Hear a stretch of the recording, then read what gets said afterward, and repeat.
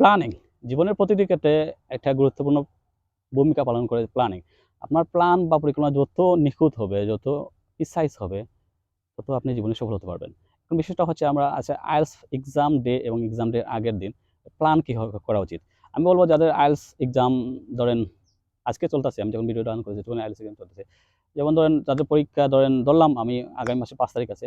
তো যাদের পরীক্ষা আগামী ৫ তারিখ দিবে তাদের উচিত কি যে আগামী ৪ তারিখ পরীক্ষার আগের রাত তাদেরকে আমি বলব কোন ধরনের পড়াশোনা আসলে করার দরকার নাই। আমি বলব কোন ধরনের পড়াশোনা করার দরকার নাই। জাস্ট আপনি কিভাবে মেন্টালি কুল রাখা যায় নিজেকে এবার এটা চেষ্টা করবেন। আর কোন ধরনের টেস্ট দেওয়ার দরকার নাই। যেমন ধরেন যারা অনেকেই পরীক্ষার আগের দিন মনে করে না আমরা যারা স্কুল লেভেলে পড়ি তারা মনে করেন না আমরা পরীক্ষার আগের রাত পড়ে পাস করি। কিন্তু আইএলটিএস আমি তো আগের ভিডিওতে বলছি আইএলটিএস এক রাতে পরীক্ষা করে পড়ে কেউ পাস করতে পারে না। এটা দীর্ঘমেয়াদী প্রসেস। আপনি মানেন কি বা নাই মানেন। অনেকে বলে না আইএলটিএস ১ মাসে হয়ে যায়। আসলে কোনোভাবেই হয় না। বিষয়টা হচ্ছে আপনি পরীক্ষার আগের রাত যতটুকু পারা যায় নিজেকে স্ট্রং রাখার চেষ্টা করবেন, মানুষের সাথে মিশবেন, গল্পগুজব করবেন। এমন একটা সিচুয়েশন মাথার মধ্যে ক্রিয়েট করবেন না যাতে আপনার মনে হবে যে না আইএলটিএসটা আমার কাছে একটা কঠিন পরীক্ষা হয়ে যাচ্ছে। আমার কাছে ভীতিকর কাজ করছে। এরকম হবে না। এটা হয় যেদিন আপনি যতই আইএলটিএস ইংলিশে ভালো হন না, যতই আইএলটিএস আপনার আগের মক টেস্ট রেজাল্ট যতই ভালো হোক না কেন, আপনার পরীক্ষার রেজাল্ট আপনার কখনো ইন ফেভার হবে না। কারণ আইএলটিএস এর সবচেয়ে বেশি দরকার কনফিডেন্স। আপনার তো যোগ্যতা অবশ্যই দরকার। আপনার তো ইংলিশে ক্যাপাবিলিটি থাকতে হবে। তারও বেশি ইম্পোর্টেন্ট হলো কনফিডেন্স। আর তাই বলব পরীক্ষার আগের রাত আপনি পেন্সিল, রাবার এগুলা রেডি করতে পারেন, পাসপোর্টের স্ক্যান কপি রেডি করতে পারেন। আর চাইলে আইএলটিএস রাইটিং টাস্ক 2 বা 1 এ যেগুলো আমরা মুখস্থ কিছু জিনিস বলি, এগুলো মুখস্থ করতে পারেন। তবে কোনো ধরনের টেস্ট দিবেন না। কোনো ধরনের লিসনিং, রিডিং কোনো ধরনের কেমিস্ট্রি কোনো টেস্ট দিবেন না। যতটুকু পারবেন নিজেকে স্ট্রং রাখার চেষ্টা করবেন।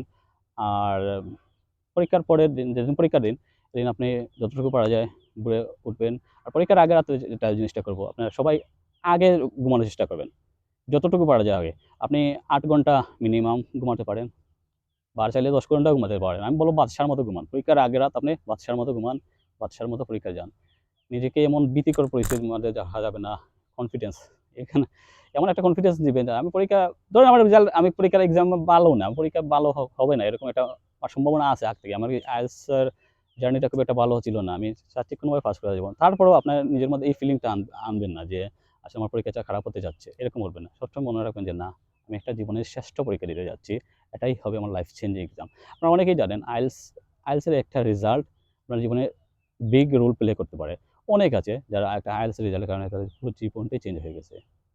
এটাই আপনি মনে রাখবেন যে চেষ্টা করবেন পরীক্ষার দিন যতটুকু আগে পারা যায় ঘুম থেকে উঠে কাউকে বলার দরকার নাই। আপনার পরিবারে যারা আছে তাদেরকে বলতে পারেন যে দোয়া করার জন্য। প্রতিবেশী, আত্মীয়স্বজন কারো কাছে দোয়া, মুসিবত এসব বলার দরকার নেই। এটা একটা না আমি বলব বলারও দরকার নেই কাউকে। যদি ফ্যামিলির প্রতি কাউকে বলারও দরকার নেই, আপনি পরীক্ষা দিলেন।